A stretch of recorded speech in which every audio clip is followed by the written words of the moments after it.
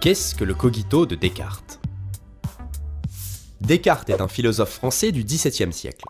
Mais c'est aussi un brillant physicien et mathématicien.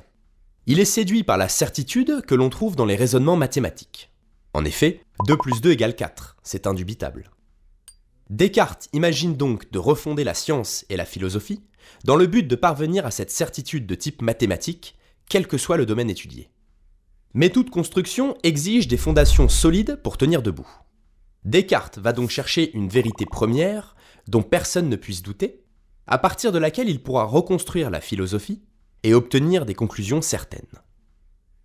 Dans ce but, il va douter de tout. Il va pratiquer ce que l'on a appelé par la suite le doute hyperbolique. Peut-on s'appuyer sur les sens, sur l'expérience sensorielle, pour penser avec certitude? Non, répond-il, les sens nous trompent. D'ailleurs, quand je plonge un bâton dans l'eau, mes yeux me rapportent le message qu'il est brisé, alors qu'en réalité, il s'agit d'une simple illusion d'optique. Descartes utilise ensuite l'argument du malin génie. Et si un malin génie voulait me tromper?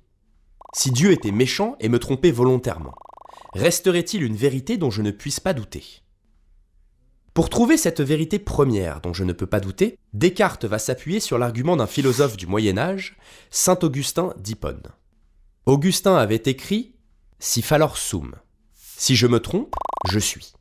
C'est-à-dire que quand bien même tout ce que je pense serait faux, il reste vrai que je suis. J'existe et je ne peux pas douter de cela. Voilà donc quelque chose qui résiste à tous les doutes. Descartes est séduit par la certitude de cette conclusion. Il va adopter la même démarche et dire « cogito ergo sum ». Je pense, donc je suis.